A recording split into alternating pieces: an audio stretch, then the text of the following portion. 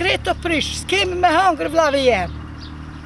Munja burit, gjina njeri plak. Breshëri i fuqishëm i cili përfshiu komunën e Rahovecit të shtunën bëri që shumica e kulturës së Rushit të shkojë dëm.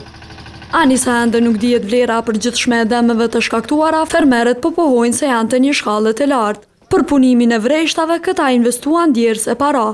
90% u prish vneshti, s'ka gjon, kur gjon 6 herë e kum stërpik 7, e s'ka kur gjon.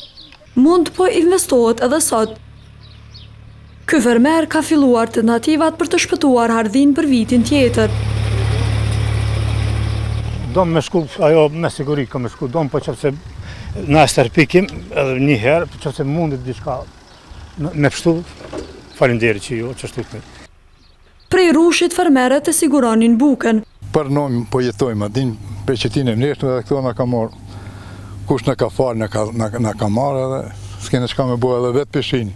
Të dëmtuarit nuk po shpresojnë dhe aq në ndihmen e institucioneve, ani pse sipas tyre ato gjithmonë nxisin në punimin e tokës. I japim, punoni bëjsin, ju mbështesim, po ku janë? Fjalë.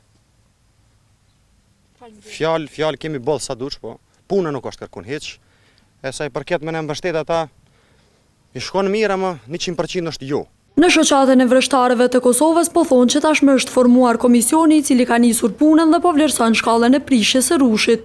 Por sipas kryetarit të kësaj organizate, Afrim Sharkut nuk ka mjete të mjaftueshme për mbulimin e dëmeve. Buxheti i Ministrisë Bujqësisë është jo i mjaftueshëm për mi mbulu këto.